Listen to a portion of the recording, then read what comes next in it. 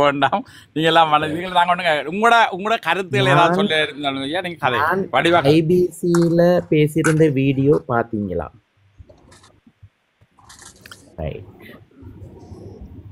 இந்த விஷயத்துல என்ன நாங்க யோசிக்கணும்டா, இந்த காணியில அவரவர்களுக்கு பரம்பரையாக அவர்களுடைய காணி உறுதி பத்திரம் இருந்தால் உடனடியாக இப்போ இவ்வளவு போராட்டம் பண்ணியாச்சு, ஒன்றும் நடக்க இல்லை. உடனடியாக அவரவர்கள் ஒரு லோயரை பிடித்து அதுக்கு வழக்கு பதிவு செய்ய வேண்டும்.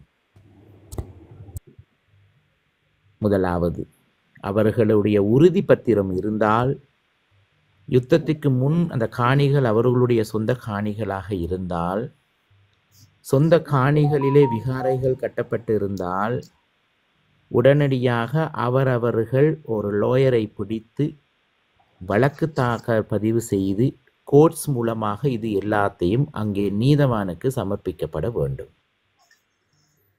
அப்பொழுது சட்டத்தின் ரீதியாக அங்கே பார்ப்பார்கள் இதில் உண்மை என்ன பொய் என்ன என்பது. இரண்டாவது, நான் முதலையும் சொல்லியிருக்கின்றேன், அப்படியே பொதுமக்கள் காணிகளிலே இந்த விகாரை கட்டப்பட்டு இருந்தால் மீதி இருக்கும் காணிகளை மக்கள் கைக்கு ஒப்படைக்க வேண்டும். காரணம், மக்களுடைய காணி அது மக்களுக்கு போய் சேர வேண்டும். விகாரை கட்டியிருக்கிற காணிக்கும் இன்னொருவர் உரிமை இருந்தால் அவர் அந்த காணியை அந்த விகாரைக்கு கொடுத்துவிட்டு வேற மாற்று காணி அவருக்கு நிச்சயமாக கொடுக்க வேண்டும். காரணம், இலங்கை தாயகத்திலே 35 வருடங்களாக தேவையில்லாத ஒரு யுத்தத்தை பார்த்து இன்றுதான் மக்கள் ஓய்ந்திருக்கின்றார்கள். மக்கள் மனங்களிலே கவலையும் வேதனையும் துன்பமும் கண்ணீரும் இன்றும் நிறைந்திருக்கின்றது. இதுகளுக்கு மருந்து போடுவதற்கு, அவர்களை ஆறுதல் படுத்துவதற்கு, அடுத்த கட்டம் போவதற்கான வார்த்தைகளை பேசுவதற்கு யாருமே கிடையாது.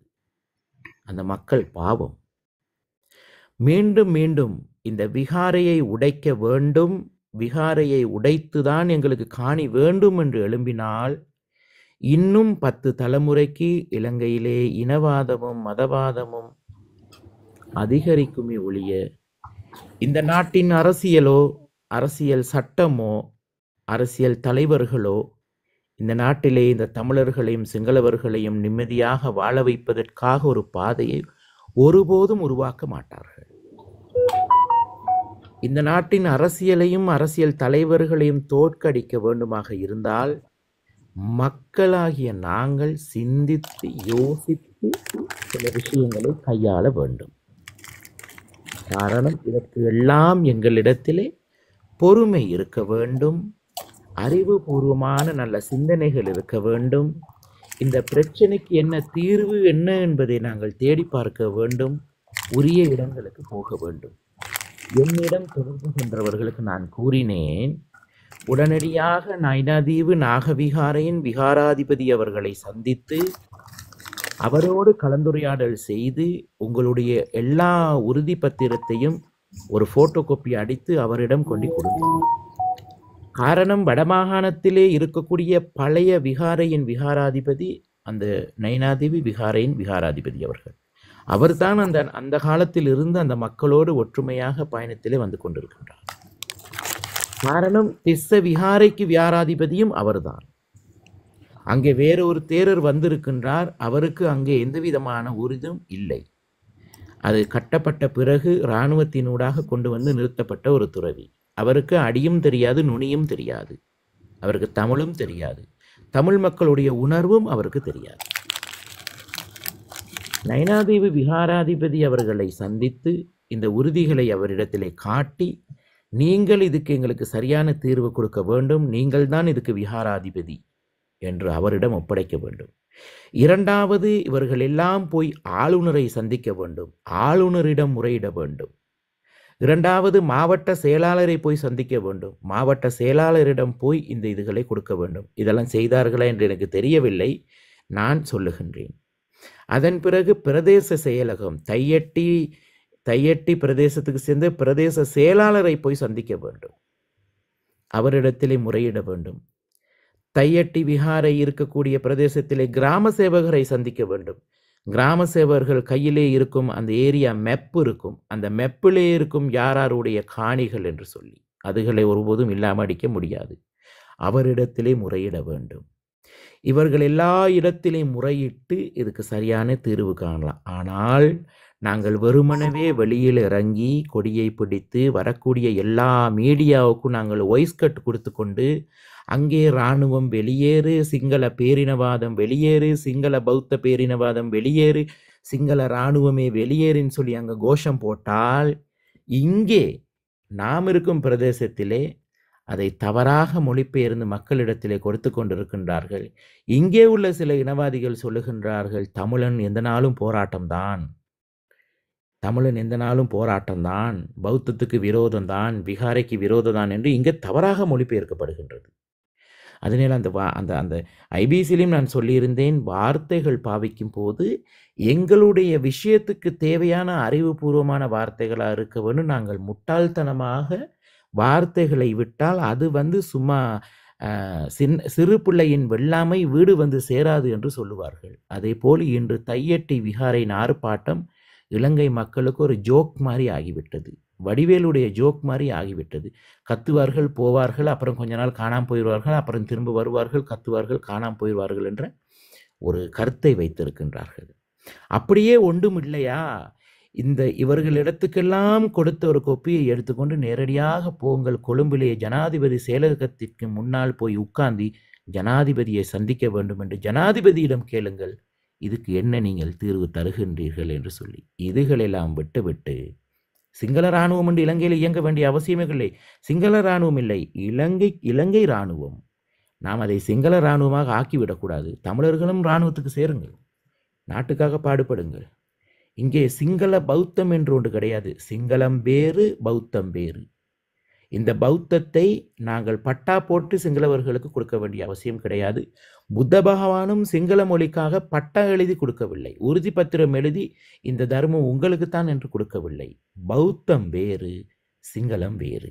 உலகத்திலே எல்லா நாடுகளிலும் பௌத்தம் இருக்கின்றது. கௌதம புத்த பகவான் எறும்புக்கு கூட வலிக்கக்கூடாது என்று நடைப்பயணமாக நடந்து சென்றவர்.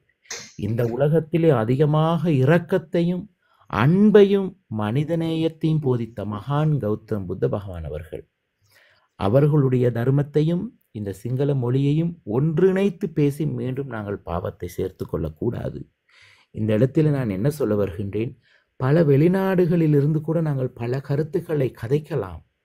ஆனால் இலங்கையில் இருந்து கொண்டு கதைத்தாதான் தெரியும் அதோடைய விளைவுகள் எவ்வளவு ஆகும் என்று சொல்லி. நான் பார்த்து கொண்டு தான் இருந்தேன், சில நண்பர்கள் எல்லாம் கதைத்ததெல்லாம் பார்த்து கொண்டு தான் இருந்தேன். பல வெளிநாடுகளில் இருந்து நாங்கள் கதைக்கலாம், ஆனால் இலங்கை சூழ்நிலை வேறே அன்பு சகோதரர்களே. இலங்கை அரசியல் வேறு, இலங்கையிலே உள்ள மக்களுடைய மனநிலைமைகள் வேறு. மீண்டும் மீண்டும் வடக்கிலே கிழக்கிலே உள்ள மக்களுக்கு கண்ணீரை கொடுக்கக்கூடும் அளவுக்கு நாங்கள் எதையும் செய்து விடக்கூடாது.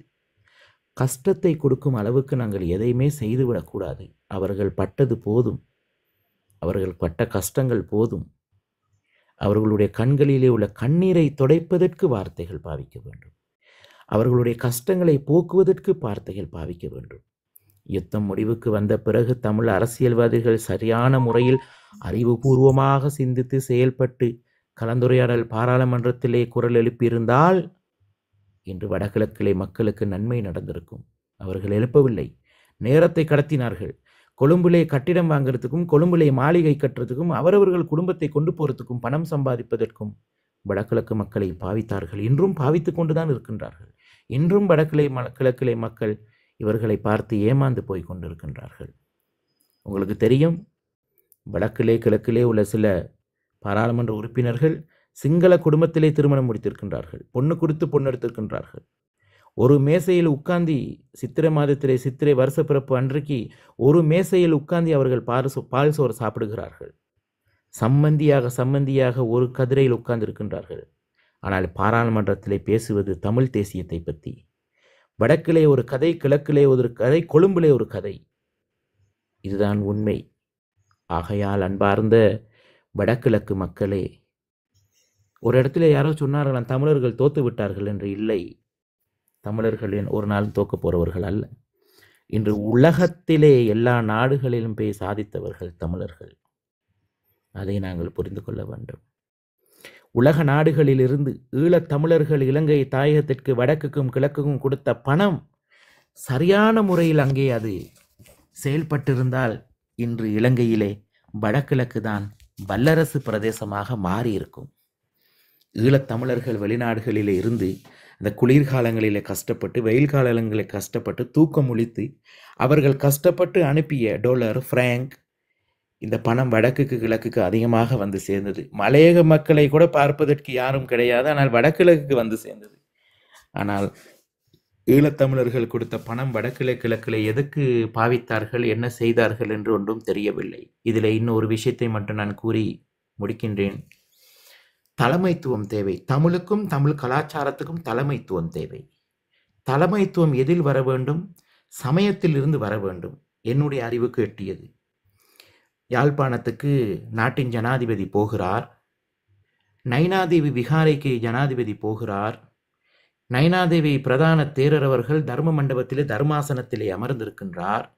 ஜனாதிபதி வாகனத்தை விட்டு இறங்கி தர்ம மண்டபத்திற்கு போய் அவரை விழுந்து கும்பிட்டு ஒரு பிரிநூலை கட்டிவிட்டு அதன் பிறகு அவர் வண்டியிலே ஏறி வருகிறார். ஆனால் வடக்கிலே உள்ள இந்து ஆலயங்களுக்கு ஜனாதிபதி போகும்போது ஆலயத்திலே உள்ள பிரதான குருக்கள் அவர்கள் ஆலயத்தின் முன் கதவு வாசலிலே வந்து நிற்கின்றார். அவரை பார்த்து கும்பிட்டு போட்டுக்கொண்டு எதற்கு வர வேண்டும்? இன்று இலங்கையிலே பௌத்தத்துக்கு என்று ஒரு பீடம் அமைத்திருக்கின்றார்கள். பௌத்த துறவிகள் படிப்பதற்கு பிரிவன் இருக்கின்றது, கேம்பஸ் இருக்கின்றது, பல்கலைக்கழகம் அனுராதபுரத்திலே பாலி பல்கலைக்கழகம் வேறையாக இருக்கின்றது பௌத்த துறவிகள் படிப்பதற்கு. இஸ்லாமிய மாணவர்கள் படிப்பதற்கு மதரசா பாடசாலை இருக்கின்றது. இஸ்லாமியர்களுக்கு தலைமைத்துவம் ஜமியத்துலமா இருக்கின்றது. கிறிஸ்தவர்களுக்கு பைபிள் காலேஜ் இருக்கின்றது. இலங்கை தாயகத்திலே ஹிந்து சைவம் படிப்பதற்கு எங்கே ஒரு குருகுலம்? எங்கே இந்து சமயத்திற்கு ஒரு பீடாதிபதி? எங்கே இந்து சமயத்திற்கு ஒரு தலைமைத்துவம்?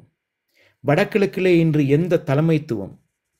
நாட்டிலே ஒரு பிரச்சனை வந்தால், பௌத்தர்களுக்கு ஒரு பிரச்சனை வந்தால் அஸ்கிரி பீடத்திற்கு முறையிடுவார்கள், மல்லத்து பீடத்திற்கு முறையிடுவார்கள், அமரபுரணிக்காய மாநாயக்கத்திற்கு முறையிடுவார்கள், புத்த சாசன அமைச்சருக்கு முறையிடுவார்கள். இந்த விஷயத்துல நான் ஒரு விஷயத்தை சொல்ல குறுக்கிறதுக்கு பேசி முடிச்ச பிற்பாடு பேசுங்க எல்லாரும். நான் பேசி முடிச்சா பிறகு எல்லாரும் பேசுங்க. அப்பொழுது அங்கே சைவ சமயத்திற்கு துறவிகளும் இல்லை, சைவ சமயத்தின் குருமார்களுடைய சரியான ஒரு தலைமைத்துவம் இல்லை. சைவ சமயத்திற்கு இந்து கலாச்சார அமைச்சு என்ன செஞ்சதென்று எங்களுக்கு தெரியவில்லை. இன்று எத்தனை அறநெறி பாடசாலைகள் நடக்கின்றதுன்னு தெரியவில்லை. அரசாங்கம் இந்து கலாச்சார அமைச்சு எத்தனை அறநெறி பாடசாலைகளுக்கு உதவி செய்ததென்றும் தெரியவில்லை. அப்பொழுது இவ்வளவு பிரச்சனைகள் இருக்கும் போது நாங்கள் இன்று வெறுமனையே மைக்குக்காகவும் வீடியோவுக்காகவும் யூடியூப்காகவும் மீடியாவுக்காகவும் நாங்கள் குரல் கொடுத்து கொண்டிருக்கின்றோம். அங்கே கொடுத்த குரல் எந்த சிங்கள மீடியாவிலையும் வெளிவரவில்லை. ஏன் வரவில்லை? நாங்கள் யோசிக்க வேண்டும். ஆகையால் இந்த இடத்தில் நான் யாரையும் குறை கூற வரவில்லை.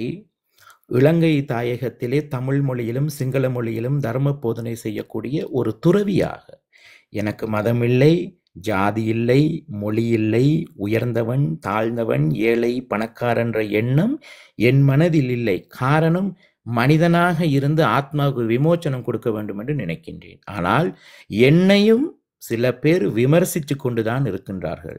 எனக்கு எவ்வளவு கமெண்ட் எழுதி கொண்டிருக்கின்றார்கள், என் தாய்க்கு எவ்வளவு கமெண்ட் எழுதி கொண்டிருக்கின்றார்கள், என்னை எவ்வளவு கேவலமாக எழுத முடியுமோ எழுதி கொண்டிருக்கின்றார்கள். அதை பற்றி எனக்கு எந்த பிரச்சனையும் கிடையாது. ஆனால் என்னால் முடிந்தவரை இலங்கை தாயகத்திலே உயிரோடு இருக்கும் வரை மதம் கடந்து மனிதநேயத்திற்காக எல்லா மக்களும் சம உரிமையோடு வாழ வேண்டும் என்றதுக்காக குரல் கொடுப்பேன். நாளை உயிரோடு இருப்போமா என்று தெரியவில்லை. இன்று குரல் கொடுப்போம். ஆனால் சற்று யோசித்து சிந்தித்து எதை பேசுகின்றோம், பேசிய வார்த்தையிலிருந்து நாளைக்கு நமக்கு என்ன நன்மை நடக்கப் போகின்றது, என்ன தீமை நடக்கப் போகின்றது என்று யோசித்து நாம் பேசினால் இதுவே சிறப்பாக இருக்கும் என்று நான் நினைக்கின்றேன். இதுக்கும் பல கருத்துக்கள் உங்களிடத்தில் இருக்கும், இதுக்கும் பல கருத்துக்கள் எழுதுவார்கள். ஆனால் என்னுடைய அறிவுக்கு எட்டியதற்கு நான் பேசியிருக்கின்றேன். அன்பார்ந்த உறவுகளே, சரி இப்ப கனி என்ன கதைங்க? ஓ தேரோ, என்னன்னு சொன்னால் நீங்கள் சொன்ன அந்த பௌத்த பீடாதிபதிகளை அரசாங்கம் சந்திக்கிறதுன்றதுதான் உண்மையில அதை சொல்றது சிங்கள பேரினவாதம் என்றது அதுதான் தேரோ. என்னன்னு சொன்னால் இப்ப நான் சிங்களம் என்று சொல்றது பௌத்தம் என்று சொல்லல, சிங்களம் என்று ஏன் சொல்றேன்னு சொன்னால் அவை மல்வத்த பீடாதிபதி அந்த விகாராதிபதிகள் அவைகளைத்தான் முன்னிறுத்தி இந்த அரசாங்கம் எந்த தீர்வு திட்டங்களையோ என்ன விஷயத்தையும் முன்னெடுப்பினம். அதே நேரம் கர்தினால் மல்கன் ரஞ்சித் அவர்களையும் கூப்பிட்டு தான் கதைப்பினம். ஓகேயா? அப்ப அவை அரசியல் ரீதியாக இவையை மட்டும்தான் கூப்பிடுவினம். மற்றும்படி எங்களோட நல்ல ஆதீனம் இருக்கிறார், மற்றது யாழ் மாவட்டத்துல ஆயர்கள் இருக்கிறோம், அவையை கூப்பிட்டு கதைக்க மாட்டோம். இதுதான் அந்த சிங்கள பேரினவாதம். மற்றது இன்னொரு விடயம், நீங்கள் நினைக்கிறீங்களா இந்த யுத்தம் முடிஞ்ச பிறகு தமிழ் மக்கள் ஒரே நாடு ஒரே மக்கள் என்ற சம உரிமையோட இப்ப வாழுகணும் என்று நீங்க நினைக்கிறீங்களா? வாழ வேண்டும் தான் சொல்லுகிறேன். இல்ல வேண்டும் என்றது எங்களுக்கும் விருப்பம், உங்களுக்கும் விருப்பம். ஆனா வாழுகிறார்களா?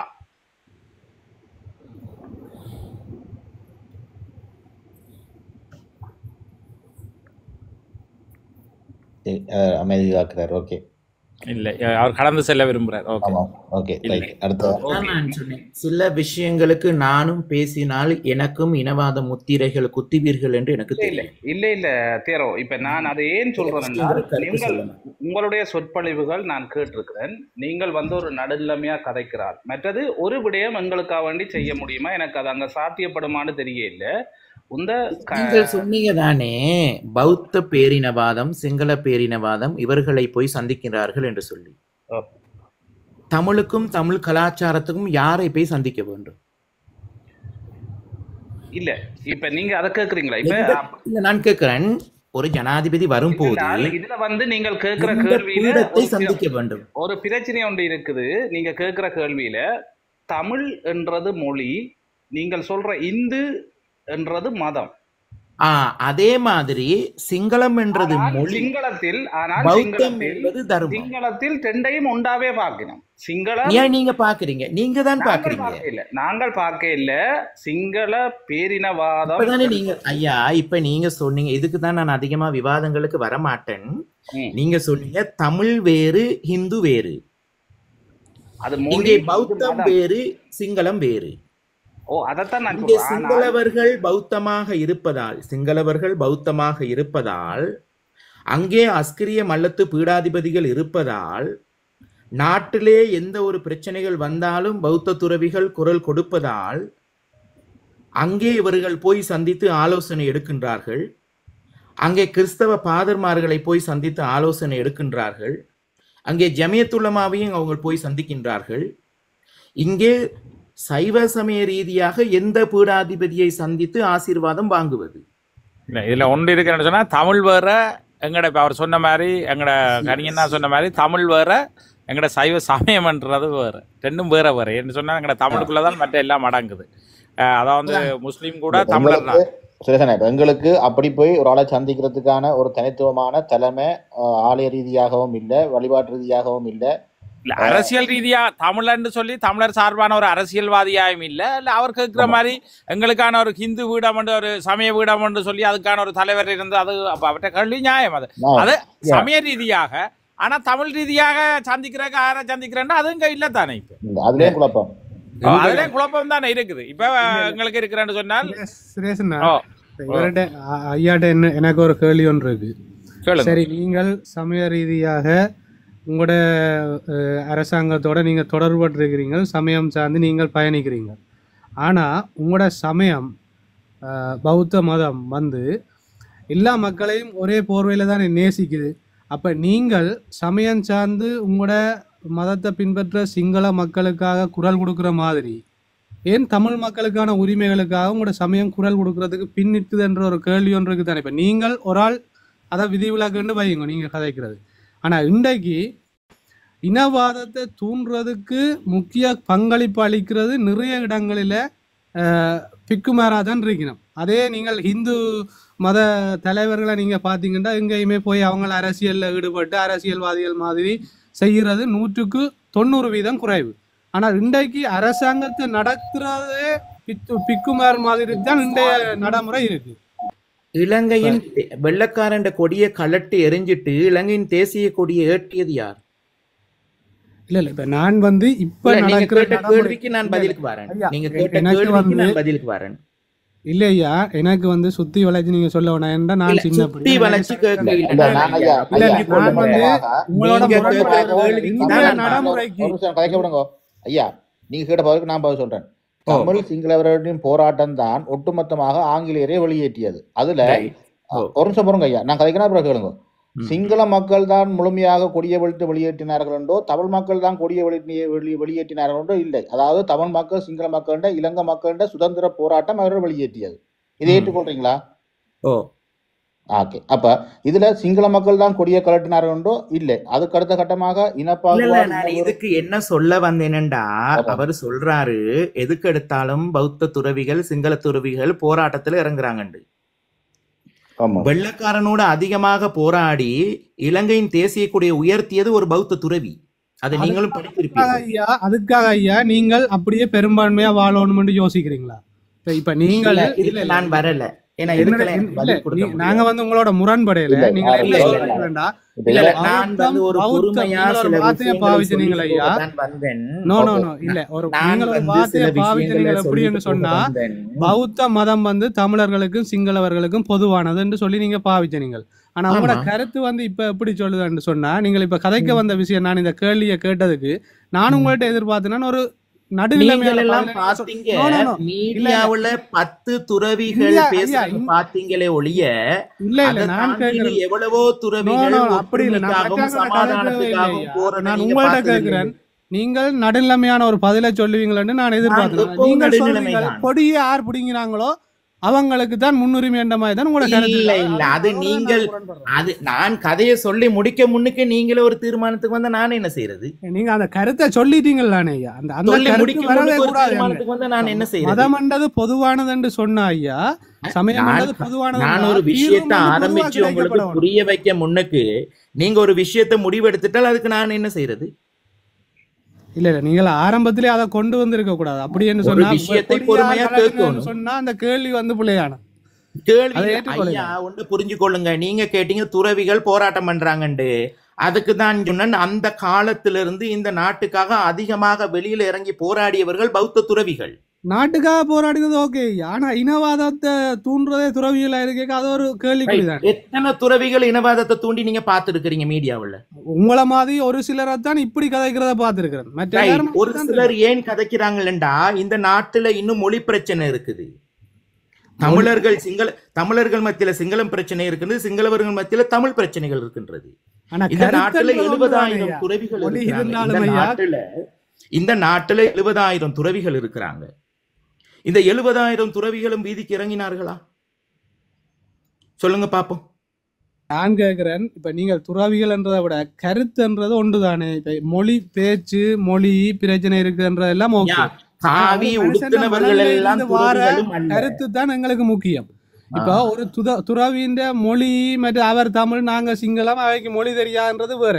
ஆனா மனநிலை தானே வெளியால ஒரு கருத்தா வருது ஐயா. இப்படி ஐயா, இப்ப நீங்க சொன்னீங்க, இப்ப எங்கட வடக்கு பிரதேசத்துல முறையற்ற வார்த்தை பிரிவுகளால சிங்கள மக்கள் மத்தியில ஒரு மாற்றத்தை, அதாவது வந்து இன விஷயத்தை தூண்டுது, இதை கிளர்ச்சியாளர் தூண்டுதுண்டு. அப்ப உங்களுக்கு வடிவா தெரியும். உதாரணமா சொன்னால் 1,00,000 தமிழ் மக்கள் வடக்குல இருந்தால் நீங்க சொன்ன அந்த கோஷங்கள் வந்து இன்னைக்கு எத்தனை மக்கள் போட்டுட்டான்?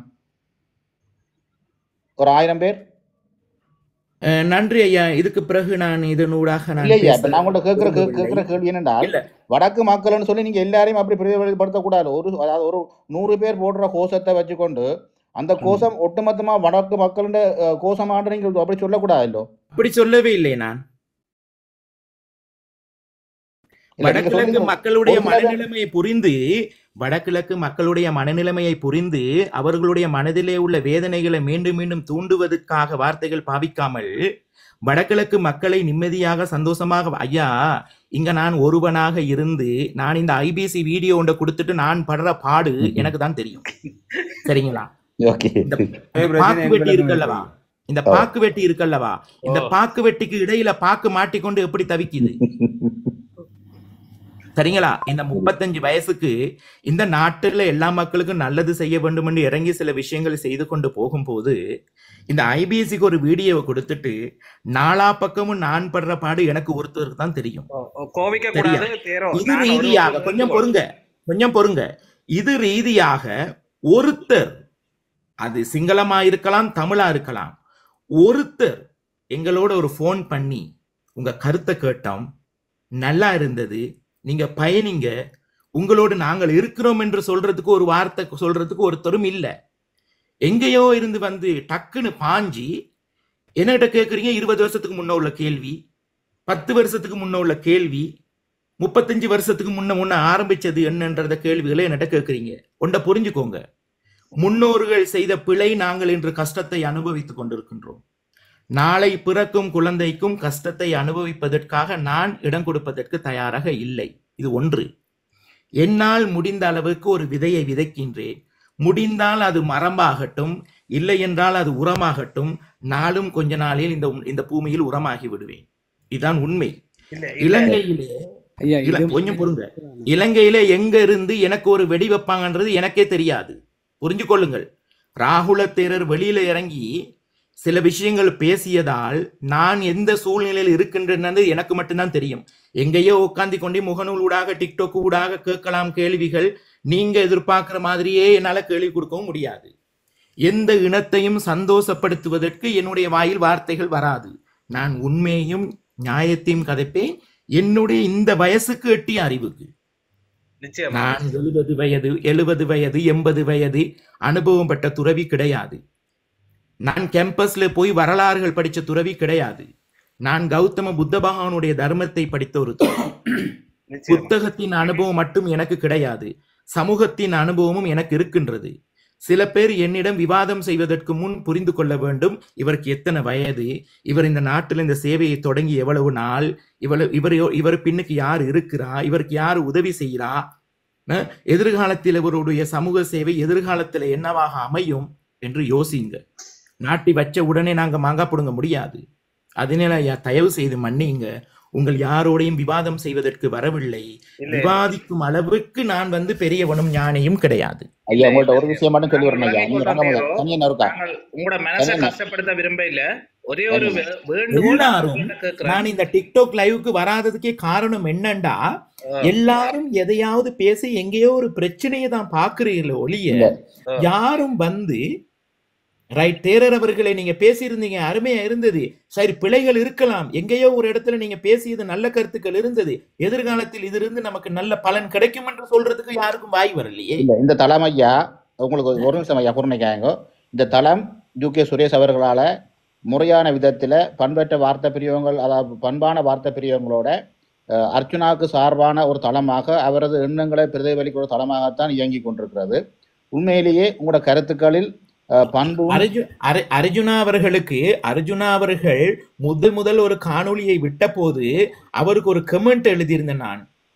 டாக்டர் அவர்களே, நீங்கள் ஒரு வைத்தியராக இருக்கிறீர்கள், படித்திருக்கின்றீர்கள், சமூகத்தில் ஒரு தலைமைத்துவம் இருக்கின்றீர்கள், சில கருத்துக்கள் யோசித்து பேசுங்க, உங்களோடு நாங்களும் இருக்கின்றோம் என்று. அதற்கு அவர் எழுதியது என்ன? நீர் வாயை மூடிக்கொண்டு இரும். சரி, ஓகே.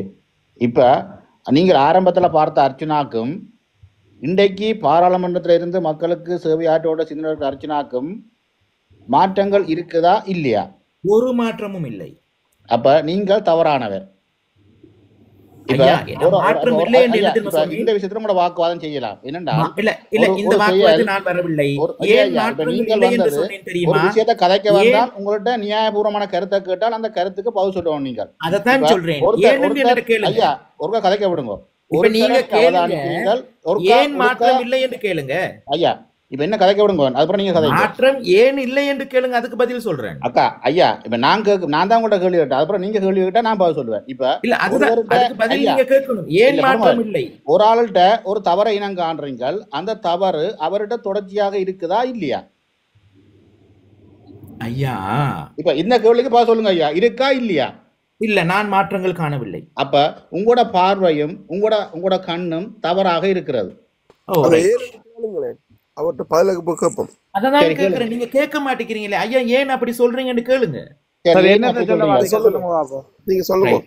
ஒரு கையில தலைமைத்துவம் கிடைத்த பிறகு அதை தேடி ஆராய்ந்து பார்த்து ஒவ்வொரு விஷயங்களையும் ஒருவரை யோசிக்க வைக்கும் அளவுக்கு நாங்கள் பொறுமையாக நாங்கள் கருத்துக்களை விட வேண்டும். எந்த இடத்திலேயாக இருந்தாலும் அவசரப்படாமல் பொறுமையாக கருத்துக்கள் விட வேண்டும். யாரிடமாவது கேள்வி கேட்கும் போது இந்த உங்களிடத்துல கேட்கின்றேன், நீங்கள் இதற்கு எனக்கு பதில் சொல்லுங்கள் என்று பொறுமையாக அழகாக கேள்விகள் கேட்கும் போது அதற்கு தகுந்த பதில்கள் எங்களுக்கு வரும். அப்பொழுதுதான் எல்லாரும் பார்ப்பார்கள், இவரிடத்திலே அறிவும் இருக்கின்றது, பொறுமையும் இருக்கின்றது, சமூகத்திற்கு தேவையான சரியான கேள்வியை இவர் கேட்டுக்கொண்டு இருக்கின்றார் என்றதுக்காக அந்த வார்த்தைக்கும் அந்த வார்த்தையை பேசியவர் மீது மரியாதையும் கௌரவம், அவரை பற்றி யோசிக்கக்கூடிய தன்மையும் உருவாகும். இதைதான் நான் சொல்றேன். இப்ப உதாரணத்துக்கு பாருங்க ஐயா, அர்ஜுனா அவர்களுக்கு ஒரு ஆளுமை இருக்கின்றது, அர்ஜுனா வைத்தியர் அவர்களுக்கு ஒரு ஆளுமை இருக்கின்றது. அவரால் சில விஷயங்கள் கட்டாயம் நகர்த்த முடியும், சாதிக்க முடியும். ஆனால் இதை விட மாற்று அவர் பக்கத்திலே அவர்களுக்கு ஆலோசனை வழங்குபவர்கள் அழகான ஆலோசனைகளை வழங்கினார். இந்த இடத்திலே தேவை என்ன? பொறுமை தேவைப்படுகின்றது. அவசரப்பட்டு வார்த்தைகள் விட முடியும். ஐயா ஒரு நிமிஷம் ஐயா, நீங்க கதைக்கிறத நாங்க ஏற்றுக்கொள்றோம். இப்போ நீங்கள் ஒரு கொஞ்ச நேரத்துக்கு முதல் இதில் ஒரு கருத்து பதிவிட்ட நீங்கள் ஐபிசியில் ஒரு பேட்டி கொடுத்த அந்த பேட்டியில் நிறைய நல்ல விஷயங்களை சொல்லியிருக்கிறீங்கள். ஒருத்தர் கூட என்ன நீங்கள் கதைச்ச இந்த விஷயம் நல்லம், இது எனக்கு பிடிச்சிருக்கு, உங்களோட நான் பயணிக்கிறேன் என்று சொல்லல என்ற ஒரு கவலையை நீங்கள் வெளியிட்டீங்க. ஓகே, இப்போ நான் உங்களை பார்த்து கேட்குறேன், நீங்கள் ஒரு மத குரு, நீங்கள் ஒரு பௌத்த மதத்தை போதிக்கிற நிறைய பேருக்கு முன்மாதிரியா இருக்கிற நீங்கள் அதை பின்பற்றுறீங்களா? இப்போதைக்கு கடந்த கால அரசியல்வாதிகள் இவ்வளவு பேர் இருந்தவ அவ செய்யாத ஒன்றை அர்ஜுனா இன்றைக்கு செய்ய வந்திருக்கிறார். உங்களுக்கு அவர குறைகள் தெரிகிறது, ஆனா நீங்கள் ஏன் அவற்றை குறைய மட்டும் விமர்சிக்க வாரீங்கள்? நல்லது செய்திருக்கிறார். நான் பர்சனலா நோ இப்ப நீங்க செய்தது என்னையா? நீங்கள் இப்ப கதைச்சது என்ன? மாற்றங்கள் தெரியுதாண்டு ஐயா, மாற்றங்கள் தெரியுதாண்டு கேட்டா நீங்க சொன்ன பதில் இல்லை என்றுதான் நீங்க சொன்னீங்க. நிச்சயமாக. அப்ப அது விமர்சனம். எங்களுக்கு மாற்றம் இதுல 200 ஐயா, இதுல 250 பேர் இருக்கிறோம், எங்களுக்கு மாற்றம் தெரியுதுன்றதாலதான் அவரை பின்பற்றுறோம். நீங்கள் ஒரு ஆள் அவர்ல மாற்றம் இல்லை என்று சொல்றதால உண்மை பொய்யாகாது. அதை உணர்க்கணும். ஓகே, சாரி, எதுவும் பிள்ளையாக நன்றி. இனிமேல் இந்த லைவ்களுக்கு நான் வரமாட்டேன். நீங்க அப்படி சொல்லக்கூடாது, இதுதான் தவறு ஐயா. இப்ப நீங்க ஐயா, நாங்க உள்ளதான் சொல்லிக்க, நீங்க இப்ப உண்மையான பிரச்சனைன்னு சொன்னா நாங்கள் இவ்வளவு பேரும் அர்ஜுனாக்காக இருக்கிறோம். நீங்க ஒன்றை வடிவா தெளிவா பாருங்க. தேர்தலுக்கு முதலும் நாங்கள் நெடுக்க இதைத்தான் நாங்கள் கதைக்கிறாங்க. தேர்தலுக்கு அவர் அதாவது இப்போ அவர் எம்பி ஆயின பிறகும் அவர் நடந்து கொள்றதை பாருங்க. ஒவ்வொரு விடயங்களும் எங்களோட தமிழ் மக்களுக்கு நல்ல விடயங்களை எல்லாம் அவர் தான் வெளிக்கொண்டு வாரு.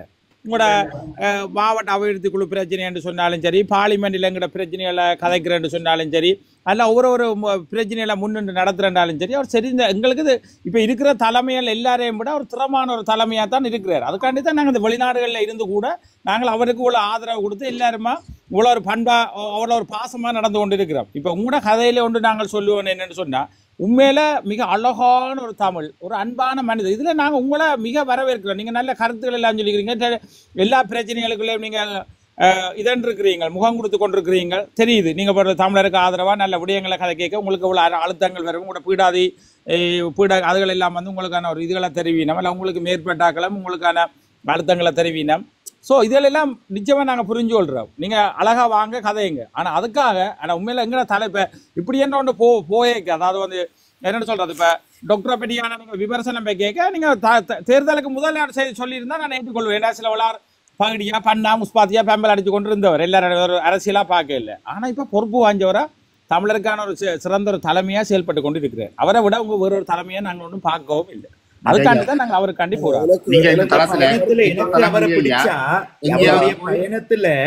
அவருடைய அந்த பயணத்துல நாங்கள் இன்னும் தேடி அவர் எனக்கு பிடிச்சிருந்தா முதல் ஆலோசனையாகவும் சப்போர்ட்டாகவும் இருக்கும் முதல் துறவி நானாதான் அவருக்கு இருப்பேன். சரி சரி ஐயா. இப்போ இந்த தளங்கள்ல நாங்கள் இன்றைக்கும் கூட கௌரவமாக தான் உங்களோட நீங்களும் நல்ல மரியாதையாக கௌரவமாக பண்பாடாக தான் காய்ச்சிக்கிறீங்க. நாங்களும் உங்களை நல்ல இன்றைக்கும் கூட சொல்லுகளை கேட்டுக்கொண்டு, அதாவது உங்களோட கருத்துக்களை கேட்டுக்கொண்டு இந்த தளத்திலையும் நாங்கள் முறையற்ற விதத்தில் எதுவுமே நடக்கல. ஒரு நிமிஷம், இன்றைக்கு இந்த தளங்கள்ல டிக்டாக் தளங்கள்ல எங்கேயாவது நீங்க இப்படி போய் ஆறுதலா இருந்து மதிப்பு மரியாதையோட கதைச்சிருக்கிறீங்களா? ஓ, நிறைய தளங்களை கழிச்சிருக்கிறேன். இப்படி இவ்வளவு ஆக்களோட. ஓமோ ஓமோ, இதை விட அதிகமா கழிச்சிருக்கேன். சுரேஷ் ஐயாட்ட இன்னொரு கேள்வி உண்டு. நீங்கள் வந்து ஐயா அந்த கம்பன் விழாவுக்கு போனீங்கள் தானே ஐயா? ஓ, அந்த கம்பன் விழாவில் நடந்த நிகழ்ச்சி, டாக்டர் அர்ஜுனா பற்றி ஒரு நிகழ்ச்சி ஒன்று நடந்தா, அது சம்பந்தமா நீங்கள் என்ன சொல்ல வாரீங்க? நான் வந்து முதலாவது நாளாக தான் போயிருந்தேன். ஓ இல்ல, நீங்கள் அதை பார்த்து தானே இருப்பீங்க கட்டாயம் ஐயா. இல்ல, சோசியல் மீடியாவில இருக்கிறதால டாக்டர் அர்ஜுனா வச்சு உங்களுக்கு சார்பாக எதிர்பார்க்குறீங்க, அவரை கதைக்க விடுங்க. அண்ணன் இங்க வாங்க அண்ணன், அவர் எங்கள்கிட்ட ஐயா இங்க வாங்க. உங்களுக்கு விருப்பம் இல்லாட்டி கம்மன் விழாவுக்கு எங்களை கூப்பிட்டாங்க. நான் போய் ஒரு 10 நிமிஷம் நான் பேசினேன். ஒரு அரை மணி நேரம் உட்கார்ந்து இருந்தேன். அதன் பிறகு நான் எழும்பி வந்துட்டேன்.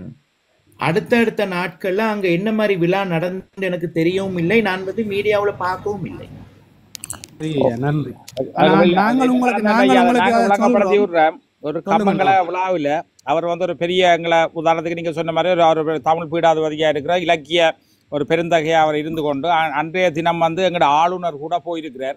அப்புறம் முக்கியத்துவம் வாங்கி ஒரு இடத்துல போய் நின்று சராசரி எங்களோட ஒரு இப்போ நாங்கள் தமிழ் எம்பி ஒரு ஆளை வந்து சும்மா அந்த நக்கல் நையாண்டிகள் அதில் விட்டு எல்லாம் வச்சு அவமானப்படுத்தி எல்லாம் கதைக்கினோம். அதை பற்றி கூட கருத்துக்களை சரி அப்படி செய்யறா சரியா? இல்ல, அந்த மேடை வந்து ஒருத்தரை நக்கல் நையாண்டி படுத்துவதற்காக அமைச்ச மேடை இல்ல தானே.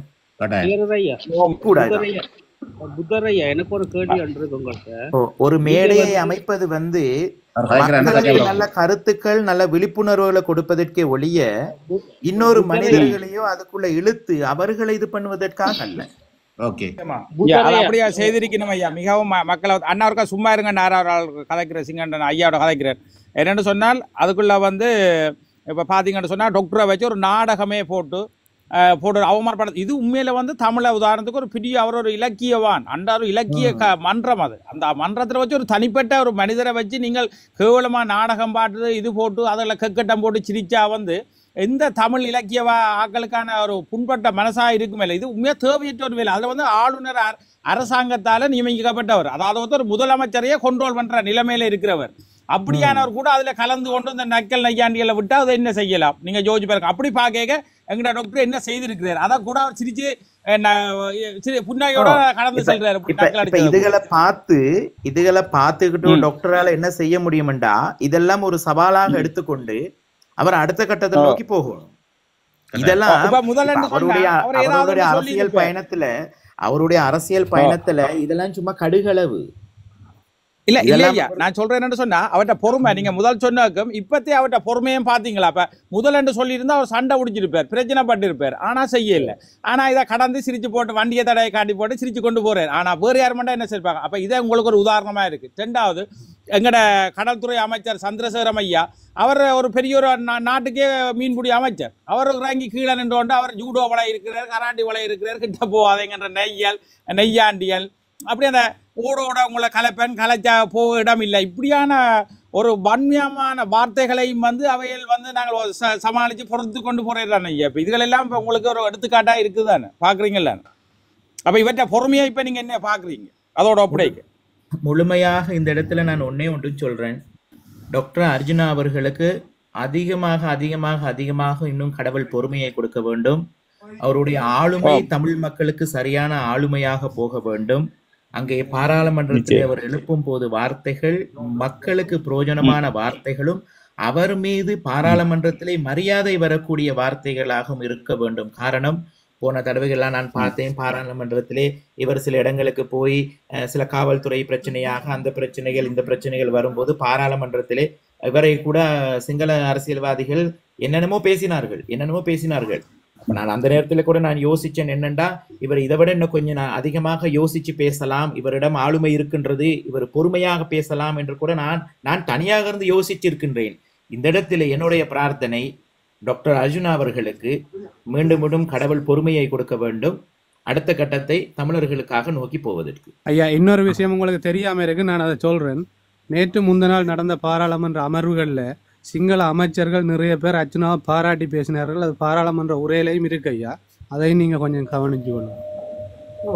அதுதானே தேவை, எங்களுக்கு தேவை. மாற்றம் இல்லைன்னு சொன்ன நீங்கள், அதனாலதான் நான் அந்த மாற்றம் நடந்திருக்குது, மற்றவர்களும் ஏற்றுக்கொள்ளணும்னு சொல்றேன். இன்னைக்கு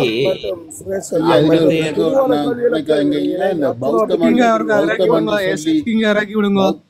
பௌத்தம் என்று சொல்லி ஐயா ஒரு விதையை போட்டது தமிழந்தாண்டு நீங்க சொல்லியிருக்கிறீங்க அந்த மீட்டிங்ல பார்த்து நான் அதை நீங்க தான் சொல்லிக்கிறீங்களே ஐயா. அப்ப அந்த பௌத்தம் வந்து பிறந்தது பாரதம், பௌத்தத்தை வந்து ஒரு விதையை போட்டது தமிழந்தாண்டு போட்டு.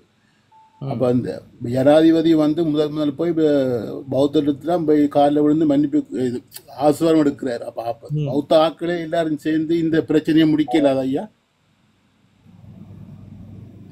இல்ல, நான் இதுல என்னண்டா, இந்த நாட்டுல சும்மா இந்த சிண்டு விரல் நிகத்தால எடுக்கக்கூடிய பிரச்சனைகள் சரிங்களா. ஆனால் இப்பயும் சொல்றேன், என்னுடைய அறிவுக்கு எட்டிய அளவுக்கு இந்த நாட்டுல இன்னும் இந்த பிரச்சனைகள் ஒருபோதும் முடிவுக்கு வரப்போறது கிடையாது. இந்த நாட்டுல இந்த அரசியல், இந்த மக்களுடைய பிரச்சனைகள், இந்த இனவாத பிரச்சனைகள், இந்த பெரும்பான்மை சிறுபான்மை என்ற கதைக்கிற கதைகள் எல்லாம் என்னுடைய அறிவுக்கு எட்டியது. எனக்கு 100 வயசு வந்தாலும் இந்த நாட்டுல இந்த மாற்றங்கள் வரப்போறது கிடையாது. இது காரணம் என்ன அப்படின்னா, இந்த நாட்டுல உள்ள எல்லாம், அது சிங்களமாக இருக்கலாம், தமிழாக இருக்கலாம், நிறைய மக்களுடைய இரத்தத்திலே ஊறி விட்டது மார்க்கங்களை மதமாக்கினார்கள். இதை வச்சு கொண்டுதான் இன்னைக்கு இந்த நாட்டுல இவ்வளவு மக்களுக்கும் மனதில் நிம்மதி இல்லாம செய்துகிட்டு இருக்கிறார்கள். இப்ப நானும் பல நாடுகளுக்கு நான் போய் வந்திருக்கின்றேன். இப்ப நீங்க பல நாடுகளுக்கு போயிருக்கக்கூடிய உங்களுக்கே தெரியும் தானே. இந்த நாட்டில இருந்து இப்ப நான் உங்கள்ட்ட ஒன்று கேட்குறவன்னு சொன்னா, இப்ப நீங்க அதை தீர்க்க முடியாது தீராதுன்னு சொல்றீங்க. இப்ப எங்கள்ட அரசியல் தீர்வில் வந்து இப்ப உதாரணத்துக்கு வந்து உங்களுக்கு தெரியும் வந்து இப்ப ஒரு சமஸ்டி, இப்ப வெளிநாடுகள் எல்லாம் எல்லா நாடுகளுக்கும் போனீங்களா, ஐரோப்பில் அமெரிக்காவில் இருந்து எங்கட சுவிஸ்ல இருந்து எல்லா நாடுகளுமே வந்து சமஷ்டி ஆட்சி தான் இருக்குது. அப்படி ஒரு சமஷ்டி ஆட்சிக்குள்ள விரைக்க எல்லாருக்குமே ஒரு சம தீர்வா இருக்குன்னு தானே. இப்ப மாகாண இந்திய இலங்கையில 9 மாகாணங்கள் இருக்கு. 9 மாகாணங்களுக்குமான அதிகாரங்களை இப்போ தனியாக தமிழனுக்கு கண்டு கொடுக்க தேவையில்லை. வடக்கு கண்டு சொல்லி கொடுக்க தேவையில்லை. கிழக்குக்கு கொடுப்பீங்கள், கீழே மேல் மாகாணம், கீழ் மாகாணம், மத்திய மாகாணம், எல்லாருக்குமான சம மாகாணங்களுக்கான ஒரு இதாக கொடுக்க, அந்த ஜாப்பின் அடிப்படையில் கொடுக்க இந்த பிரச்சனைகள் வந்து தீர்வு காணக்கூடிய மாதிரியான ஒரு சாத்தியப்பாடு தானே இருக்குது. அதை பற்றி கூட இருக்குன்னு உதாரணத்துக்கு இப்போ ஒரு பிரச்சனை இருக்குன்னு சொன்னால், வடக்கையும் கிழக்கையும் இணைக்கிறேன்னு சொல்லிக்க அங்கே ஒரு பிரச்சனை ஒன்று வருது என்னென்னு சொன்னால், இப்போ சிங்கள மக்களுக்குள்ள ஒரு பொய்யான தோற்றப்பாட்டை கொண்டு வந்து போடுகிறோம். ஐயோ, தமிழனுக்கு வந்து வடக்கையும் கிழக்கையும் முடிஞ்சு போட்டு எல்லா அதிகாரங்களையும் கொடுக்குறது, தமிழனுக்கையும் தனியாக கொடுப்பான்னு சொல்லி. இப்போ காணி அதிகாரம், போலீஸ் அதிகாரம், உண்மையில இந்த 2 மில்லியன் சொன்னால் ஒன்றுமே செய்ய இயலாது. இப்போ இந்த காணி அதிகாரம் எல்லாம் வந்து காணி ஆணைக்குழுட்ட இருக்கிறபடியா தான் பிரச்சனைகளுக்கு நாங்கள் முகம் கொடுக்குறோம். சொல்ற விஷயங்கள் எல்லாம் எனக்கு புரியுது. அப்ப ஏன் இப்ப நாங்க கேட்கிற இந்த அதிகாரங்களும் பரவலா அந்த 9 மாகாணங்களுக்கு இல்லை, தமிழனுக்கு தர வேண்டாம். கொடுத்துட்டா நாங்களும் எங்கடா உங்களோட 9 ஓட்டியோட 9 உடைஞ்சா 10ன்ற மாதிரி உங்களோட சேர்த்து நாங்க அந்த ஒரு அதிகாரத்தை எடுக்கலாம். நீங்க சொன்ன நாடுகள் எல்லாம் அறிவாளிகள் இருக்கிறார்கள். ஆமா, இலங்கையிலே பட்டதாரிகள் தான் அதிகமாக இருக்கிறார்கள். அப்ப பட்டதாரிக்கும் அறிவாளிகளுக்கும் பெரிய ஒரு வித்தியாசம். இதை நீங்க யோசிச்சு பாருங்க, தேரர் என்னத்துக்காக இதை சொன்னாரு. இல்ல நீங்க சொல்ற சரி. இப்ப என்ன பிரச்சனை சொன்னா, இப்ப மக்களுக்குள்ள வந்து ஒரு பொய்யான தோற்றப்பாட்டை உருவாக்கி இருக்கிறான். வடக்கையும் கிழக்கையும் நடக்கிற அது ஓகே. இந்தியா ஜிஆர்ன்ற ஒரு உண்மையில முதல் புரிஞ்சுதான் இருந்தது. வட மாகாணம், கிழக்கு மாகாணம், வடக்குன்னு சொல்லி எல்லாம் இருந்தது. இவ எல்லாம் சேர்த்து விட்டு அது ஒப்பந்தத்தை கழிக்கலாம். ஆனா ஜாப்ப கழிக்கலாம். அப்ப அந்த செய்யணுமே, இங்க செய்யணுமே செய்யணும். அப்ப இதுக்கு வந்து என்ன செய்யணும், நாங்கள் ஒரு பேச்சுவார்த்தைகள் மூலமாக வந்து நாங்கள் இதுக்காண்டி தான் நாங்கள் சொன்னாங்க வந்து நீங்க இந்த பௌத்த ஆலயங்கள் எல்லாத்திலையும் வந்து கை வைக்கிற வேலையெல்லாம் வேண்டாம் என்று நான் முதலே நாங்கள் இதுக்குள்ள இருந்தாக்கள் சொல்லி வாதிட்டக்குரிய காரணம் சொன்னோம். நாங்கள் ஒற்றுமையை நோக்கி பயணிக்கிறோம். அப்ப இந்த சமஸ்டி என்ற ஒரு பிரச்சனையை நாங்கள் இப்ப மக்களுக்குள்ள கொண்டு வரைக்க அதை எல்லா மக்களும் ஆதரிப்பினோம். இப்போ இதுக்கு ஒரு முடிவில்லை என்று சொன்ன, இப்போ சமஸ்டி என்றதில் எங்களுக்கு கொண்டு வந்து என்று சொன்னால் அங்கே வந்து பயங்கரவாத சட்டங்கள் எல்லாத்தையும் வியல் எடுத்து விட்டுச்சுன்னு சொன்னால், அந்த புலம்பெயர் தேசங்களில் வந்து பல லட்சம் மக்களில் வந்து சில லட்சம் மக்கள் வந்து பல கோடீஸ்வரராக இருக்கணும். அப்போ அந்த முழு முதலீடுகளை எங்கள் இலங்கைக்குள்ள கூட இலங்கை சிங்கப்பூரை விட பெருசா போகும். இந்த கேள்விகள் எல்லாத்தையும் நீங்க இப்படி ஒன்று செய்யுங்க. அப்படி அர்ஜுனா டாக்டர் இருக்கிறார் தானே, ஓ அவருடைய தலைமைத்துவத்தோடு இங்கே ஒரு டீம் அமைத்து ஆமா ஜனாதிபதியிடம் நேரம் கேட்டு ஒரு வாய்ப்பு கேட்டு ஒரு அப்பாயின்மெண்ட போட்டு இந்த கேள்விகள் எல்லாத்தையும் ஜனாதிபதி பிரதமர் முன்னிலையில வைத்தா சிறப்பா இருக்கும். இல்ல ஐயா, அவர் பாராளுமன்றத்துல கதைக்கிறதுக்குரிய நேரமே கொடுக்காத இந்த பாராளுமன்றம் எப்படி ஜனாதிபதியோட கதைக்கிறதுக்கும் ஒரு கட்சி அமைக்கிறதுக்கும் கொடுக்கும்? எங்கட பிரச்சனை, அடிப்படை பிரச்சனையை நீங்க புரிஞ்சு கொள்றீங்களா இல்லையா? இந்த பதில் வந்து நாங்க கேட்டதுக்குரிய பதில். நாங்கள் வந்து உங்களே ஒரு மத உருவாக மதித்து நீங்களோட நடுநிலைமையா கேள்வியே கேட்க விரும்புறீங்க. அப்ப நீங்கள் அரசியல்வாதி கிட்ட தானே கேட்கணும். நீங்கள் இந்த இடத்துக்கு வந்த ஐயா இவ்வளவு அரசியல் கருத்துக்களை நீங்க எங்களுக்கு சொல்லி இருக்கிறீங்க. ஒரு சில கருத்துக்கள் கேட்க மட்டும் நீங்க இல்ல விடுங்க, நான் அவரோட கதைக்கிறேன். என்னன்னு சொன்னா, ஒருவேளை ஐயாவுக்கு வந்து இந்த சமஷ்டி என்ற இந்த அரசியல் இதுகள் தெரியுமா? நீங்க உங்களுக்கு இந்த என்ன சொல்ல வருது, சமஷ்டிக்குள்ள இருக்கிற பிரச்சனைகளை ஆராய்ஞ்சு இருக்கிறீங்களா? முதல் சமஷ்டி என்ற நான் அதிகமா படிக்க இல்ல. அரசியல் கேள்விகள் சில விஷயங்கள் எனக்கு புரியாது. சரி, இப்ப இலங்கையில ஓடிக்கொண்டிருக்கிற அந்த சமஸ்தியை பற்றி நான் உங்களுக்கு குறிப்பா ஒரு சுருக்கமா ஒரு 3 நிமிஷத்துக்கு வழங்கப்படுத்திட்டேன். கணக்க தேவையில்லை, 2 நிமிஷம்.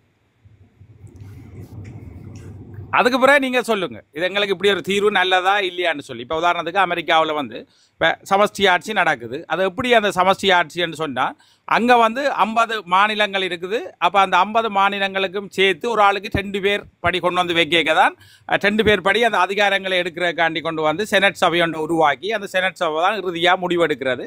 மற்றது இந்த சமஷ்டி, சும்மா சுருக்கமாக சொல்கிறேன், மற்ற சமஷ்டின்றது ஒரு ஜாப்பை அடிப்படையாக கொண்டது. ஜாப்பில் என்ன சொல்லப்பட்டிருக்கோ அந்த ஜாப்பை வச்சு தான், அது ஒரு தெய்வம் மாதிரி, ஒரு பெரிய அதை மாற்றவே இல்லாது. அது வந்து பேருந்து வாக்கெடுப்புகள் மக்களுக்கு இல்லை நடத்தித்தான் அதை மாற்றணும். அப்போ அந்த ஜாப்பில் வந்து மத்திய அரசுக்கும் இப்போ எங்களுக்கு வந்து மாகாணம் வந்து வைப்போம். இந்த மாகாண அரசாங்கத்துக்கும் 2க்கும் இடையில இருக்கிற சொல்றது அரசியல் இந்த இதுகள், இந்த பரிமாற்றங்கள் என்ன மாதிரி என்று சொன்னால், பரவலாக்கம் என்று சொன்னால், இப்போ உதாரணத்துக்கு இந்த மத்திய அரசாங்கம் வந்து விமான நிலையம் அல்ல நிதி அல்ல வேறு ஒரு சில இதுகளை அவியல் வச்சு கொள்ளுவீனம். மற்ற மாகாணங்களுக்கு அவை அந்த காணி போலீஸ் அதிகாரங்களை அந்தந்த மாகாணங்களுக்குள்ள வழங்கி கொள்ளுவீனம். அப்போ இதுகளுக்குள்ள ஒரு பிரச்சனை ஒன்றும் பெறாது. இது தனியாக தமிழ் மக்கள், இப்போ நான் ஏன் இதை சொல்கிறேன்னு சொன்னேன், தமிழ் மக்களுக்காக கொடுக்குறோம் இல்லை தானே. இது 9லே 1 தானே வரப்போகுது. இதில் வடமாகாணம்ன்றது கூடுதலான தமிழ் மக்கள் இருக்கிறோம். அப்போ இதை வந்து சிங்கள மக்களுக்கும் தானே இதை சரியாக கொடுபடுது. அப்போ ஒரு நல்ல திட்டம் தான், அருமையான ஒரு திட்டம் இல்லை, சூப்பர், ஒரு இல்லைன்ற ஒரு வரவேற்கத்தக்க திட்டம் தான். அப்போ நாங்கள் தனியாக அடிபட தேவையில்லை. தமிழனுக்கு தனியாக கொடுத்தாச்சுன்னு சொல்லி சிங்கள மக்களும் கொதிக்க மாட்டேன். இது சின்ன பிரச்சனை, இவ்வளோ தான். இப்போ ஒப்பந்தத்தை ஒரு அரசாங்கமும் பிறகு அழிச்சு கொண்டு போகலாம். இப்போ இந்திய இலங்கை ஒப்பந்தம், ஜிஆர்ஆக்கோட ஒப்பந்தம் எல்லாம் கழிச்சறியலாம். ஆனால் ஜாப்பை வந்து அப்படி செய்யலாம். இப்போ ஜாப்பில் எழுதினபடி ஒவ்வொன்றை எடுத்துக்கொண்டா இந்த ஜாப்பின் படி இப்படி தான் இருக்குது, கோட் சூப்பரான ஜாப்பின் படி இப்படி தான் இருக்குது. அப்போ இதான் விட்டால் பிரச்சனை இல்லையே. அவங்ககிட்ட மக்களும் வந்து தனிப்பட்டு சிங்களம் தமிழ் முஸ்லீம் பண்ணி இருக்க தேவையில்லை, ஒரு சண்டையே வராது. இதுக்கு ஒரே தீர்வு வந்து சமஷ்டியா. நீங்கள் வந்து 13வது அதிகாரம் 14வது அதிகாரத்தை திருத்து சட்டத்தை இதை கொண்டு வான்ற எல்லாம் தேவையில்லை. அந்த அதிகாரம் இந்த அதிகாரம் தானே, இதை தந்தீங்கன்னா இதுக்குள்ளே எல்லாமே இருக்குது. அப்போ இதை வந்து நீங்களே ஒரு பிரச்சாரமாக செய்யக்கூடாது, அதெல்லாம் மேலதிகமாக தெரிஞ்சு கொண்டு நீங்கள் இதை பற்றி கதைக்கக்கூடாது. இது ஒரு நல்ல தீர்வு. நான் நடுக எல்லார்ட்டையும் கேட்கறது, கெஞ்சி கதைங்கன்னு சொல்லி ஒரு சின்னதுக்கு நல்ல விஷயம் இருக்குல்ல பாருங்க. ஏன்னா தனி தமிழருக்கு இல்லை, நான் அதைத்தான் சொல்றேன். இது 9 மாகாணத்துக்கு சம உரிமை, பிரச்சனை இல்லை. இதுல ஒரு மாற்று கருத்து இருக்கா? சரியான ஒரு கருத்து தானே ஐயா நான் கேட்கிறது. அருமையான கருத்து. நாட்டிலே நடந்தால் எல்லாருக்கும் நன்மைதான். நடந்தா என்ன, நீங்களும் முதல்ல 4 சிங்கள மக்களுக்கு வந்தோம், அல்லாட்டிக்கு சில ஆக்களுக்கு ஒவ்வொரு தரமே இதுல பாடுவோம். இதுல ஒன்றை புரிய வச்சிடறேன். எனக்கு வந்து முழுமையாக நான் வந்து ஒரு துறவி, என்னுடைய வாழ்க்கையிலே நான் அதிகமாக மக்களுக்கு போதிக்க வேண்டியது தர்மத்தை தான். நிச்சயமா அரசியல் தர்மத்துக்குள்ள இதுவும் அடங்குதையா, இதுவும் ஒரு தர்மம் தானே. சொன்னாரு, ஒரு நாட்டின் சட்டம் இருந்தால் அந்த சட்டத்திற்கு உள்ளே இருந்து மக்களுக்கு தர்மத்தை மட்டும் போதியுங்கள், அதை தாண்டிய வேறு எதையும் கதைக்காதீர்கள். அதை கதைத்தால் மீண்டும் பிரச்சனைகள் வரும், உங்களுடைய இறுதி ஆத்ம விமோச்சனத்திற்கான பாதை மூடப்படும். ஆனா அரசியல தீர்மானிக்கிற வந்து பௌத்த பீடம் தானே ஐயா. துறவியெல்லாம் இலங்கையை பொறுத்தவரையில தீர்மானிக்கிற சக்தியா இருக்கு. அதை வச்சுதான் நான் உங்கள்ட்ட கேட்கிறேன். அந்த துறவிகள் வேற ஐயா. நான் வந்து முதலாவதாக மன ரீதியாக துறவரம் போய் 2வது காவி பொத்தி துறவரம் போயிருக்கிறேன். நான் வந்து வெறுமனவே துறவரம் போன ஒரு துறவி கிடையாது. உண்மையான தர்மத்தை புரிந்து கொண்டு உண்மையான பிரபஞ்சத்திலே என் ஆத்ம விமோச்சனத்திற்கான பயணம். நாங்கள் ஏற்றுக்கொள்றோம். ஆனா சரி, நான் இருக்க விவாதத்துக்கு வர இல்லையா ஐயா, நீங்க நல்ல அன்பான கருத்து, அன்பான ஒரு மனிதர். நான் உங்களோட இதுகள் எல்லாம் கேட்கிறாங்க, பாக்குறாங்க, எல்லாரும் உங்களை பற்றி நல்லா கதங்கினோம். ஒரு துறவிக்கும் ஒரு அரசியல்வாதிக்கும் ஏணி வச்சா கூட எட்டாது. நிச்சயமாக. நான் ஒரே ஒரு வேண்டுகோள் தேரர் ஐயா, முடிஞ்சால் இன்னும் கொஞ்சம் புத்த பகவானுடைய தர்மத்தை தேடி பாருங்க. அந்த தர்மத்துக்குள்ள துறவி என்பவர் யார் என்பதை இன்னும் கொஞ்சம் நீங்க புரிஞ்சு கொள்ளுவீங்க. ஆனால் இந்த நாட்டுல இந்த உண்மையான துறவரத்தை ஏற்றுக்கொண்டு இன்னைக்கு எத்தனை துறவிகள் காட்டிலே வாழ்ந்து கொண்டு ஒரு நாளைக்கு ஒரு நேரம் திருவோடு ஏந்தி வீடுகளிலே பிச்சை எடுத்து சாப்பிட்டு விட்டு மக்களுக்கு தர்மத்தை போதித்து தியானம் செய்து தன் ஆத்மாவுக்கு விமோச்சனம் தேடக்கூடிய எத்தனையோ மக்கள் இருக்கின்றார்கள், எத்தனையோ துறவிகள் இருக்கின்றார்கள். அதில் ஒருவனாக இருந்தவன் நான் துறவரம் சென்று திருவோடு ஏந்தி வீடுகளில் பிச்சை எடுத்து என் பசியை போக்கி ஒரு குறிப்பிட்ட காலம் நானும் ஓரமாக ஒதுங்கி நின்று அதன் பிறகுதான் தமிழ் மொழியிலையும் இந்த தர்மத்தை சொல்ல வேண்டும் என்று வெளியிலே வந்தேன். ஐயா, ஒரே ஒரு அன்பான வேண்டுகோள் ஐயா, உங்களோட இந்த ஆன்மீகமும் நீங்க போதிக்கிற தர்மத்தின்பால் கேட்டுக்கொள்ளுகிறேன். உங்களால முடியுமா இந்த சிறைச்சாலையில இருக்கிற எங்களோட தமிழ் கைதிகளை போய் சந்திச்சு அவைண்ட பிரச்சனையை பற்றியும் எங்கேயாவது நீங்கள் போற இடங்கள், அவைக்கு தர்மம், அவைண்ட சட்டங்கள் தண்டனைகள் என்றது வேற, ஆனா அவைகளை ஒரு முறை போய் சந்திச்சு அவைண்ட பிரச்சனைகளை உங்களால வெளியுலகத்துல காட்ட முடியுமா? நான் முயற்சி எடுக்கிறேன். ஓகே, நன்றி ஐயா. ஐயா, எனக்கு ஒரு கேள்வி இருக்கு ஐயா. இப்போ சிங்கப்பூரில் வந்து 3 இன மக்கள் இருக்கணும், அவைகளும் சமத்துவமாக தானே வாழினோம், ஏன் எங்களால் வாழ முடியவில்லை? அது அவர் சொல்ற கருத்து அதான், அது அரசியல்வாதிகள் இதன் தானே அவர் சொல்றார். அவரால் அதை வாழ்வதற்கான ஏற்பாடுகளை நாங்களும் சில விஷயங்களை செய்வோம் எதிர்காலத்திலே. ஓகே, இப்ப சிங்கள மக்கள்ல வந்து மீட்டிங்ல செய்திருக்கிறார், விகாரை இடிக்க வேண்டாம், நாங்கள் ஒரு நல்லிணக்கமா போவோம்னு சொல்லி. அப்ப அவர் சொல்றதும் சரி, டாக்டரும் அதை தான் சொல்றார்.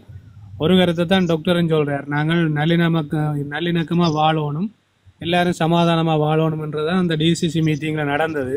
அப்படி ஒரு கருத்தை வெளியிட்டதால அவர் நிறைய அவதூறுகளையும் எதிர்ப்புகளையும் சம்பாதிச்சிருக்கிறார்.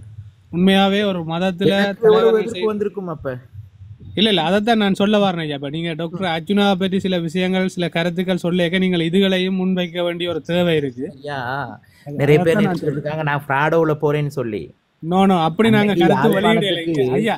இப்ப நாம கருத்து வரையா நீங்க சொல்ல வர விஷயம், கம்மன் விழாவுக்கு போறதுக்கு என் கையில பணம் இல்லாம என்னுடைய அம்மாவுடைய 1 வருஷத்துக்கு தானம் கொடுப்பதற்காக நான் ஒரு உண்டியல் சேர்த்துக்கிட்டு இருக்கிறேன். அதிலிருந்து பணத்தை எடுத்துக்கொண்டு தான் இங்கிருந்து யாழ்ப்பாணம் 7 மணி நேரம் நான் பஸ்ல போய் இறங்கி 10 நிமிஷம் கிடைச்சது மேடையில பேசுவதற்கு. அந்த 10 நிமிஷம் மக்களுக்கு ஏதோ நல்ல விஷயத்தை சொல்லிட்டு வருவதற்காக உண்டியலில் இருந்த காசை எடுத்துக்கொண்டு 8 மணி நேரம் 7 மணி நேரம் பஸ்ஸிலே பயணித்து விட்டு வந்தேன். இதுதான் ராகுல தேரருடைய நிலைமை. யாரோ சொன்னார்களா? நாங்கள் உங்களுடைய வாழ்க்கை முறையையும் உங்களுடைய அந்த பேச்சுகளையும் கருத்துக்களையும் நாங்கள் கேட்கிறோம். நாங்கள் உண்மையில இப்படித்தான் அந்த துறவிமார் தான் நாங்கள் விரும்புறோம். நாங்கள் எனக்கு எழுதியிருந்தாங்க விஷயங்கள் அதை கடவுள் ராகுல தேரரை நம்பாதீர்கள், இவர் அரசின் புலனாய்வு அப்படின்னு எனக்கு எழுதியிருந்தாங்க. புலனாய்வை நாங்கள் பார்த்துனாங்களையா, நீங்கள் அதை பற்றி எல்லாம் யோசிக்காதீங்க. எங்களுக்கு அழகான ஒரு தமிழ் உச்சரிப்புகளுக்கு உண்மையில எங்களுக்கு ஒரு ஆச்சரியமா இருக்கு. இப்படி ஒரு தமிழ் உச்சரிப்பை அழகா உச்சரிக்கிறீங்கன்னு சொல்லி. அப்ப நீங்க நேசிக்கிறவரால் மக்களை நேசிச்சபடியா தான் அந்த உச்சரிப்புகளும் உங்கள்ட்ட வருதல் மக்களோட கூடுதலா பழகி இருக்கு. இந்த தளத்துல வந்து உங்களோட ஆன்மீக ரீதியான இப்படியான அந்த கருத்துக்களை நீங்கள் எந்த நேரத்திலும் தெரிவிக்கலாம், பிரச்சனை இல்லை, தெரிவிக்கலாம். உங்களுக்கு சொல்ல விருப்பம் சொன்னாங்க, இது யூடியூப்லயும் போகும். நீங்க இப்ப நடந்து கொண்டு இருக்கிறது லைஃப்ல யூடியூப்ல ஆக்கள் பார்த்து கொண்டு இருக்கிறாங்களா? இது நேரடி ஒளிபரப்பு அங்கே போய் கொண்டு இருக்கு. அரசியல் கருத்துக்கள் தான் உங்களுக்கு மனவேதனைப்படுத்தும். சரி ஐயா, நீங்க உண்மையில அந்த பௌத்தமான கொள்கைகளையும்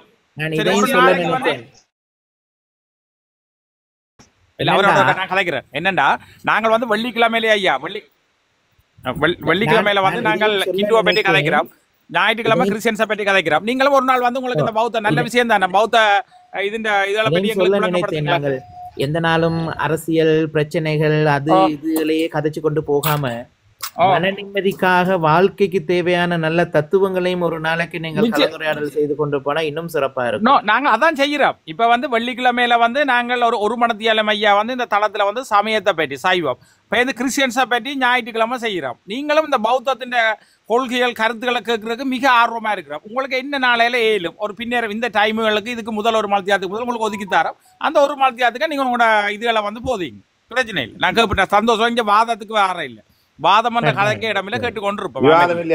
சரி, ஒரு தர்மே இல்லை. அந்த மெயின் போட்டிக்கு இருந்து நீங்கள் அந்த உங்களோட தர்மம் புத்த தர்மம் புத்தரை என்ன சொல்றேன் இந்த தர்மத்தை நல்வழி கதையுங்க அமைதியா கேட்போம். ஒரு தர்மம் எல்லாரும் மீட் பண்ணி போட்டிருப்போம். ஒரு வார்த்தை கதை கேட்க மாட்டோம். அப்ப இப்படி ஒரு அரைமாத்தியால நீங்க கதைங்க. அது இன்னும் நாளையில உங்களுக்கு சிறப்பா இருக்கும் கதைக்கிறதுக்கு. நன்றி. நிச்சயமாக நான் பார்த்துட்டு நான் சொல்றேன் அவருக்கு.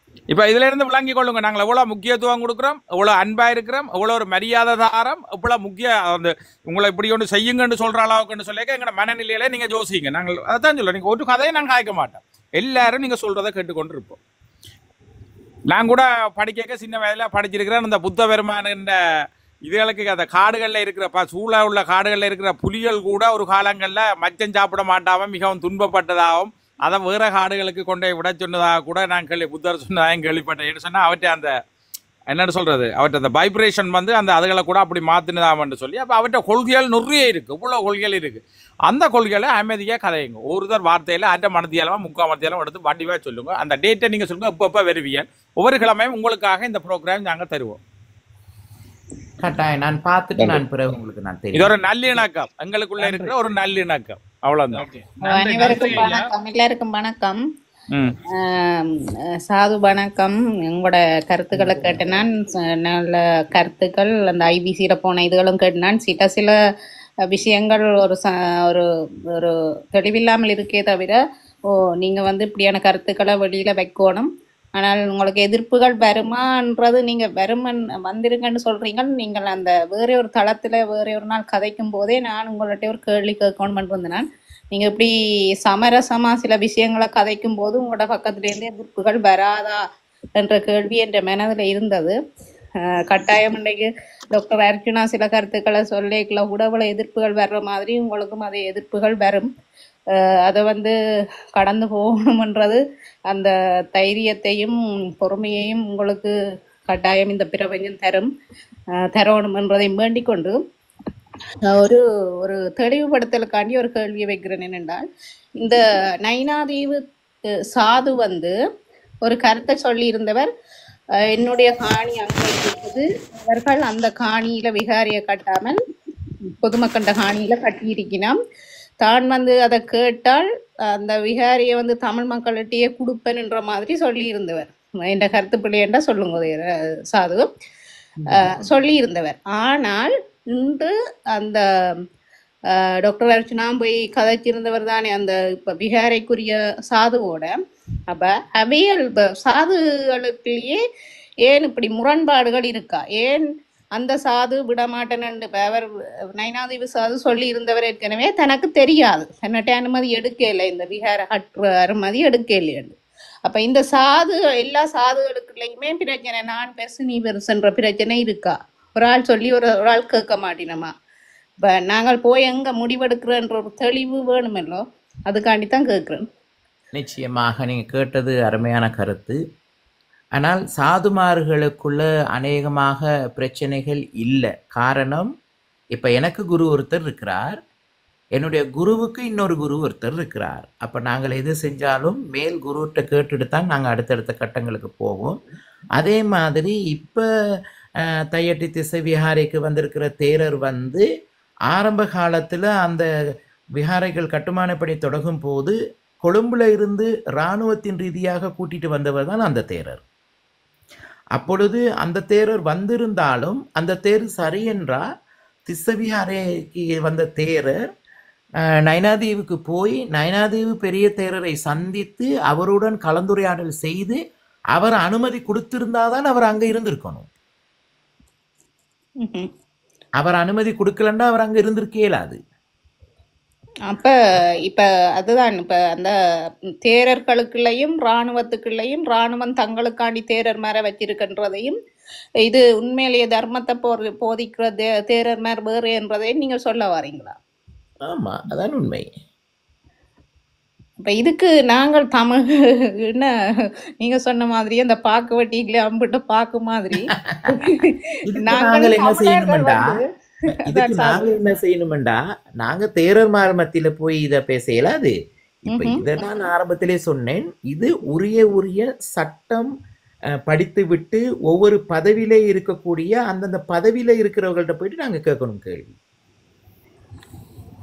இப்ப சாது இப்ப இப்ப நாங்கள் நான் ஒரு இதை ஒரு சொன்னேன். இல்ல தையட்டி விகார பிரச்சனையை ம்ஹும். நேரடியாக ஆளுநரை போய் சந்திங்க, மாவட்ட செயலாளரை சந்திங்க, பிரதேச செயலாளரை சந்திங்க, கிராம சேவகரை சந்திங்க. இவர்கள் எல்லாம் அவையரெல்லாம் ஆளுநர் ஆளுநர் வந்து நையாண்டி விட்டு இருக்கிறாரு. அவர் என்ன ஆளுநர் மாதிரியா இருக்கிறார்? சுரேசன் அவருக்கு பாத்தீங்களா? வெயிட் அவர்கிட்ட என்னன்னு போய் சந்திக்கிறது. அவருக்கு வெயிட் சுரேசன்னா இப்ப அதெல்லாம் செய்தாலும் சாது இப்ப நாங்கள் நீங்க வெள்ளன சொல்லியிருந்த நீங்க நினைக்கிறேன் நான் மாறி விளங்கிட்டேன்னு தெரியல அப்படி என்ன சொல்லுங்க. இப்ப நைனாதீவு தேரர் வந்து விளக்கமா அது சொல்லி இருந்தவர் என்னிடம் வரையில் ஒரு தரம் என்னிட்ட வந்தால் நான் அதுக்குரிய இதை செய்வேன்னு சொல்லி அப்படி போனால் எங்களுக்கு ஒரு தீர்வு கிடைக்கும் என்று நீங்க முழுமையா நம்புறீங்களா? கட்டாயம் தீர்வு வரும். நான் அங்கே ஒருவர் கதைக்கும் போது கூட நான் சொன்னேன். என்னட்ட கேட்டார், அந்த காணி உரிமையாளர் ஒருத்தர் எனக்கு தொலைபேசினூடாக தொடர்பு கொண்டார். அவர்கிட்ட நான் சொன்னேன், திஸ்ஸவிகாரைக்கு விஹாராதிபதி சட்டபூர்வமாக புத்த சாசனத்திலே அந்த பத்திரத்திலே எழுதப்பட்டவர் வந்து அங்கே நாகதீப விகாரையின் விகாராதிபதி. ம்ஹும். அப்ப அவர்தான் அதுக்கு பொறுப்பு. விகாரை இருந்த இடம் எது, இப்பொழுது விகாரை கட்டியிருக்கிற இடம் யாருடையது என்று சரியாக தெரிந்தவர் அவர்தான். ம்ஹும். அப்ப இந்த எல்லாரும் சேர்ந்து நைனாதீவு விகாரைக்கு போய் விகாராதிபதியை சந்திங்க என்று நான் சொன்னேன். அது ஒரு விஷயம்தான். அது நாங்கள் அதுதான் உண்மை. செய்ய அததான் இப்ப செய்ய முடியும், வேற ஒன்றும் செய்ய முடியாது. அவர்கிட்ட ஒரு எங்களுக்கு ஒரு நீதி கிடைக்கும்னு நம்புவோம். கட்டாயம் நீங்க எல்லாம் சேர்ந்து போய் அவர்கிட்ட முறையிடுங்க. அதுக்கு பிறகு அவர் வெளியில வந்து அவர் செய்ய வேண்டிய வேலையை அவர் செய்வார். அவருக்கும் ஒரு பிரச்சனை இருக்குன்னு தானே, நாங்க போய் கேட்காமல் தானா வந்து செய்யறதுக்கு வந்து ஒரு ஆமா. பிரச்சனை இப்ப இருக்கு. அவர் சொல்றாரு தானே, என்னிட்ட யாரும் வரலையே, ம்ஹும். இருக்கலாம். என்னிட்ட வந்தா தானே நான் அதுக்கான தீர்வு தர முடியும் என்று சொல்றாரு தானே அவரு. அவர் வரமாட்டேன். நம்ம இங்க அரசியல் செய்யணும் ஐயா. இல்ல யாரு? ஏன் இந்த அரசியல் ஒன்று செய்யணும் ஐயா. தேர்தல் வருது, அரசியல் செய்யணும். இல்ல அதுக்காண்டி அங்க நான் போக இந்த மாட்டேன். கருத்தை அன்னைக்கு வேற ஒரு தளத்துல நான் கேட்கறதுக்கு முன்னாடினா அது கொஞ்சம் லேட் ஆயிட்டு சரி பரவாயில்ல இனியாவது நாங்கள் இது கேட்டுக்கொண்டு நிக்கிறார்கள் இந்த இதை வச்சு அரசியல் செய்கிறார்கள் தயவு இதை நான் செய்து பொதுவா மக்களை என்ன சொல்றேன்டா, திஸ்ஸ விஹாரைக்கு இப்ப வந்திருக்கிற தேரர் வந்து எங்களுக்கு பெரிய சூட்டபிள் இல்லை. ஆனால் வடமாகாணத்துக்கு அந்த காலத்துல இருந்த இப்ப 55 வருஷம் அவர் 55 வருஷம் அவர் நைனாதீவுக்கு வந்து 55 வருஷமாக அங்கே மக்களோடு மக்களாக இருந்தது நைனாதீவு விகாராதிபதி தானே. அப்ப அங்க எந்த பிரச்சனை வந்தாலும் போய் அவர்கிட்ட தான் சொல்லணும். அவர் தான் அதுக்கு முடிவெடுக்க முடியும்.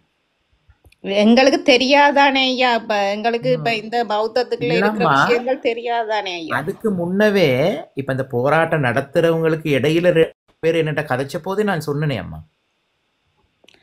அது தெரியலையா, மன்னிக்கணும். ஆனால் எங்களுக்கு இதால அந்த பாக்குவட்டிக்குள்ள அம்பிட்டாக்கள் மாதிரி இந்த தமிழர் வந்து படுறபாடு சரியான வேதனைக்குரிய விஷயம். அதுவும் இந்த காணிக்காரர் தங்கட தங்கட காணிகள்லயே அந்த இதுகளை அனுபவிக்காமல் இருக்கிறது பெரும் கவலைக்குரிய விஷயம் ஐயா. அதுதான் கட்டாயம் அவங்கவுங்களுடைய காணிகளில் அவங்கவுங்க போய் இருக்கணும் தானே அம்மா. அதான் அதை அனுபவிக்காமல் இவ்வளவு வருஷமா சரி பாதுகாப்பு பிரச்சனைக்காக ஒரு காலம் இருந்துச்சு. நம்ம இப்ப வந்து அந்த விகாரிகளை கட்டி தங்கட மதத்துக்காண்டி அனுபவிக்கல சரியான வேதனையா இல்ல இருக்குது. இப்ப அவைய காணிகளை விடணும்ன்றது இல்ல ஒரு விஷயம். நிச்சயமாக எல்லாரும் போயிட்டு அங்க அவரை சந்திக்க சொல்லுங்க, சரியான ஒரு தீர்வு வரும். நிச்சயமா நம்புவோம் ஐயா. நன்றி உங்களோட பொறுமையான பதிலுக்கு. ஐயா எனக்கு ஒரு கேள்வி இருக்கு. இப்போ இந்த புத்த பீடாதிபதி சாதனம் என்ற ஒரு அமைப்பு இருக்குல்ல உங்களோட இதுகளுக்கு, அவைகள் ஏன் இதை சீரமைக்காம வச்சிருக்கிறப்ப நீங்க சொல்றீங்களா அவர் அங்கே இருந்து இராணுவத்தால அனுப்பப்பட்ட புத்த சாது என்று சொல்லுறீங்க. ஏன் அவைகள் அந்த இதுல தலையிட்டு அதை சீரமைக்க முடியாதா? முடியுமே. அப்ப ஏன் அதை செய்ய இல்லை? அதுதான் கேள்வி இந்த இடத்துல, ஏன் செய்ய மாட்டேங்கிறாங்கன்றதுதான். மற்றது உங்களோட புத்த சமயமும் அரசியலும் கலந்து இருக்குது. எங்களோட இப்ப அரசியலுக்கும் சமயத்துக்கும் வித்தியாசம் இருக்கணும். அதுக்குள்ள ஈடுபாடு உள்ளடக்குள்ளதான் இந்த பிரச்சனைகள் வருது. இப்ப அவைகள் புரிம்பா இருந்தேன். இப்ப நாங்களும் அப்படி செய்கிறோமா? அப்படி இல்லையே. இப்ப நாங்கள் இப்ப இன்றைக்கு கம்பன் பாரதிக்கு நாங்கள் அதைத்தான் சொல்றோம். நீங்கள் ஆத்மீகம் வேண்டும்னா நீங்கள் ஆத்மீகத்தை போதிங்கோ, சந்தோஷம், அதை நாங்களே வரவேற்கிறோம். ஆனா நீங்கள் அதுக்குள்ள கொண்டு வந்து அரசியலை பூத்துறதுதான் இப்ப எங்களுக்கு முரண்பாடா இருக்குது. அதை நாங்கள் அதுல இருந்து வேறுபடுத்துறதான் நாங்கள் விரும்புகிறோம். எங்களுக்கு அது தேவையில்லை. அவர் சந்தோஷம், அவர் நாங்கள் நல்ல வடிவாக வரவேற்கிறோம். அவர் ஆத்மீக போதனை செய்கிறத நாங்கள் இப்போ நீங்கள் சொல்கிறது எல்லாத்தையும் நாங்கள் ஏற்கிறோம். நாங்கள் எந்த விதத்தில் நாங்கள் மறக்க இல்லை. ஆனால் உங்களை மாதிரி அவர் செய்ய இல்லையே. அவர் ஒரு நையாண்டி வேலை பார்த்து கொண்டு இல்லை இருக்கிற. அவரை கேட்டவரா தங்கத்தை கதைக்க சொல்லி சொன்னவரா? யாரும் சொன்னவையா? இவரே அதுக்குள்ள போய் மூக்க நுழைக்கிறார். அதுதான் நாங்கள் அங்கே கேட்குறோம். நீங்கள் கூட பல சமயத்தை போறீங்கோ, சந்தோஷம். அதே மாதிரி தான் இந்த புத்த சமயத்திலும் இதே பிரச்சனை தான். என்ன அவே அரசியல் செய்யல, அவே குறுக்குடினோம். என்ன இந்த கடந்த கால அதுக்காக தான் என்னுடைய வாழ்க்கையில நான் தர்மத்தை மட்டும் போதிச்சுட்டு போய்கிட்டு இருக்கிறேன். அரசியல் நீங்கள் செய்யறத நாங்கள் அதை கேட்கிறோம். நான் கூட இது நான் பார்த்துருக்கிறேன். மற்ற இன்னும் ஒன்று ஐயா, நீங்கள் பேட்டி கொடுக்க போன இடம் பிள்ளை, அதாலதான் உங்களை தூட்டினோம். எனக்கு தெரியாது, எனக்கு தெரியாது. ஓகே ஓகே, அது உங்களுக்கு தெரியாம இருந்திருக்கலாம். அது இப்ப நான் அதை நாங்கள் அறிஞ்ச அளவுல நாங்க சொல்றோம். அவையில் நீங்க போய் அவைய ஐபிசி இதுல போய் அவைய கொமெண்டா பாருங்க. ஒவ்வொரு கொமெண்டாகும் 50-60 பேர் அதுக்கு லைக் பண்ணிடணும்.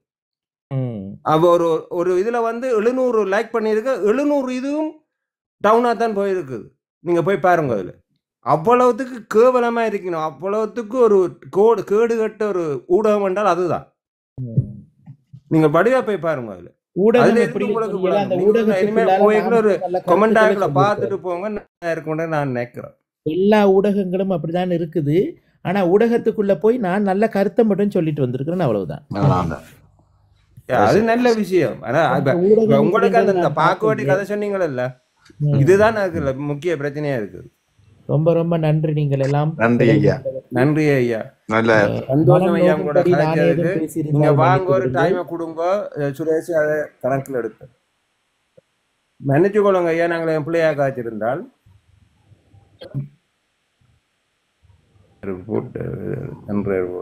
இன்றைய நிகழ்வுக்கு இந்த நிகழ்வையும் உங்களோட மதம் சம்பந்தமான நல்ல எண்ணங்களையும் நல்ல சிந்தனைகளையும் ஒற்றுமையையும் இந்த சம்பவத்துக்கு சொல்லி ஒரு சிறந்த கருத்துக்களை தந்ததுக்காக இந்த தளம் சார்பில் உங்களுக்கு மனமார்ந்த நன்றிகளை தெரிவித்துக் கொள்கிறோம். எங்களுக்காக உங்களுக்கு ஒரு நாளை ஒதுக்கி உங்கள் பௌத்த மதம் சம்பந்தமான சிந்தனைகளை எங்கள் சமூகத்துக்கு வழங்க வேண்டும் என்றதுக்கான ஒரு விண்ணப்பத்தையும் உங்கள்கிட்ட முன்வைச்சிருக்கிறோம். நன்றி ஐயா.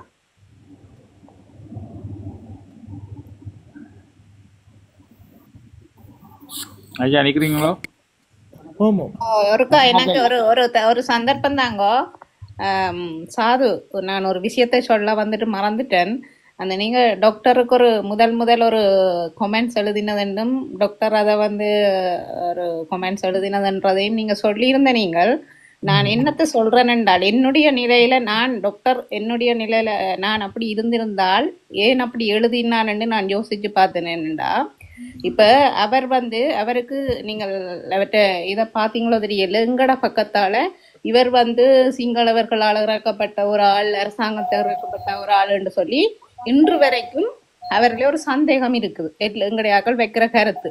அப்ப அப்படி வைக்கும்போது நீங்கள் அந்த கருத்தை அங்க போய் ஒரு கொமெண்ட்ஸை நாங்கள் இருக்கிறோம் என்று எழுதும் போது என்ன செய்வேன் நான் என்றால், நீங்கள் உங்களோட என்ன ஆதரிச்சு நீங்க எழுதுறீங்கள் என்று சொன்னால் உடனே பாக்குறாக்கள் என்ன நினைப்பினோம், அப்ப இவர்களால தான் அர்ச்சனா என்றோரால் இறக்கப்பட்டிருக்கிறார் என்றதை வைப்பினம். அப்ப அதே இதுக்காண்டி உங்களுக்கு அந்த எதிரான கொமெண்ட்ஸை கூட எழுதி இருக்கலாம்னு நீங்க சிந்திக்க கூடாதோ சாது?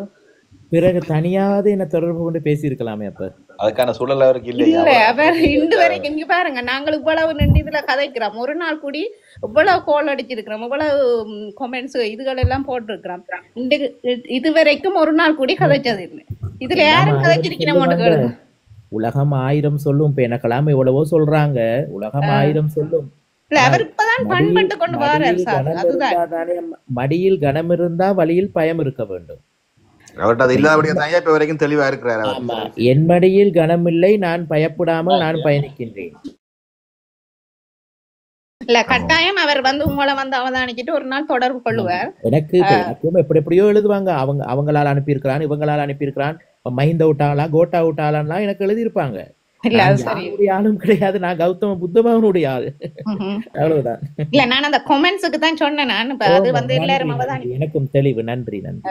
ஓகே நன்றி சார். அது உண்மையா உங்களோட பொறுமையான கருத்துக்கள் எங்களுக்கு இன்னும் நல்ல ஒரு எதிர்காலத்துல உண்மையிலேயே எங்கட தமிழினமும் ஒரு சமரசமா வாழக்கூடிய நிலையை உருவாக்கும் உங்களை போல ஆக்கள் என்றத நம்பிக்கையோட இந்த வாழ்க்கையை கடந்து செல்லுவோம். உங்களோட இந்த பிரபஞ்சம் உங்களுக்கு நல்ல வழியை தரும் என்று நம்பிக்கையோட. நன்றி சார். ஐயா இன்னொரு விஷயம் ஒன்று நான் உங்களுக்கு சொல்றேன்னு சுரேஷ் அண்ணன் வேண்டாம், நீங்க சும்மா அவர் ஐயா அமைதியா இருக்க திருப்பி ஒரு கேள்விகள் வைக்காத. கேள்வி கேட்கல. என்னன்னு சொன்னா, நீங்கள் இந்த இப்ப நீங்க சொன்னீங்களே இல்ல, உங்களை ஒரு தடவை உங்களை போட்டு இல்லை தானே இல்லைன்னு சொல்லி நீங்கள் ஒரு துறவியா இருக்கல ஐயா. நாங்கள் கன மக்கள் உங்களோட இதுல பாக்கிறேன்னு சொன்னீங்கன்னா, ஆனா அதுல எல்லாரும் உங்களோட போட்டு கொண்டு இருப்பினம் இல்லை. அதுல ஒரு சிலர் அப்படி இருப்பின. நீங்கள் அதை விட்டு கவலைப்படாதீங்க. இல்ல நான் ஒருபோதும் அதை நினைச்சு கவலைப்பட மாட்டேன். காரணம் என்னண்டா, கௌதம் புத்த பகவானே சொல்லுகிறார், 1000 பேருக்கு தர்மத்தை போதிப்பீர்கள், அதில் ஒருவர் புரிந்து கொண்டாலே போதும், மற்றவர்கள் புரிந்து கொள்ள என்று நீங்கள் கவலைப்பட்டால் உன்னை போல் முட்டாள் வேறு யாரும் இல்லை என்று கூட அவர் அழகா சொல்லியிருக்கின்றார். யாரும் எங்களை போற்ற வேண்டும் என்று நான் யோசிக்கவில்லை. நீங்க கவலைப்பட்ட மாதிரி இருந்தது. நான் அதுக்காக நான் சொன்னேன். இப்படி இப்ப எங்களோட அர்ஜுனாவும் நீங்க யோசிச்சு பாருங்க, இப்படியே கவலைப்பட்டாருன்னா அர்ஜுனா இந்த ஃபீல்ட்ல அவர் இருக்க இயலாது. அப்படி அவர் விட்டுட்டு போக வேண்டிய. ஆனா அதையும் கடந்து அவர் போய்கொண்டிருக்கிறார். என்னோட அவர்கிட்ட மன தைரியம், அவர்கிட்ட அதுதான் எங்களை எல்லாருக்கும் பிடிச்சது. என்ன இதையும் ரொம்ப நன்றி. சரி இப்ப மீண்டும் நீங்க எங்களுக்கு ஒரு நேரத்தை ஒதுக்கி எங்களோட இருக்க கதைங்க அந்த உங்களோட சமய கருத்துகள் சம்பந்தமா எதிர்பார்த்து கொண்டிருக்கிறோம் உங்களையா. நன்றி நன்றி நன்றி ஐயா. நன்றி ஐயா. மீண்டும் சந்திப்போம் ஐயா. நன்றி வணக்கம். மானிடராய் பிறப்பது அரிது, அரிது அரிது மானிடராய் பிறப்பது அரிது. அதிலும் செவிடு இல்லாமல் குருடு இல்லாமல் கூணு இல்லாமல் பிறந்தது அதிலும் பெரிது. கிடைத்த இந்த மனித பிறவியில் மதம் கிடந்து எல்லாரும் மனிதனாக வாழுவோம், மன்னிப்போம், மன்னிப்பு கேட்போம், மறைப்போம், வாழும் போது வாழ்த்துவோம், வாழும் போது மரணத்தை அழகுபடுத்துவோம். முடிந்தவரை வாழ்க்கையில் கோபம், அகராதி, அகம்பாவம், பொறாமை, உயர்ந்தவன் தாழ்ந்தவன், ஏழை பணக்காரன் என்ற பாகுபாடு இல்லாமல் என்னை போல் ஒரு மனிதன்தான் அவரும் என்ற உணர்வோடு நாங்கள் பயணிப்போம். ஓரளவாவது புண்ணியங்கள் சேர்த்து இறுதியாக எங்கள் அனைவருடைய ஆத்மாவும் விமோச்சனத்திற்கு போய் சேரும் என்பதை சொல்லிக்கொண்டு வாய்ப்பளித்த உங்கள் அனைவருக்கும் நன்றி கூறி விடைபெறுகின்றேன். இறைவனுடைய ஆசீர்வாதமும் கௌதம புத்த பகவானுடைய பாதுகாப்பும் உங்கள் அனைவருக்கும் கிடைக்க வேண்டும். வாய்ப்பளித்த அனைவருக்கும் மீண்டும் ஒரு தடவை நன்றி. போய் வருகிறோம். இன்பமே சூழ எல்லோரும் வாழ்க வாழ்க வாழ்க.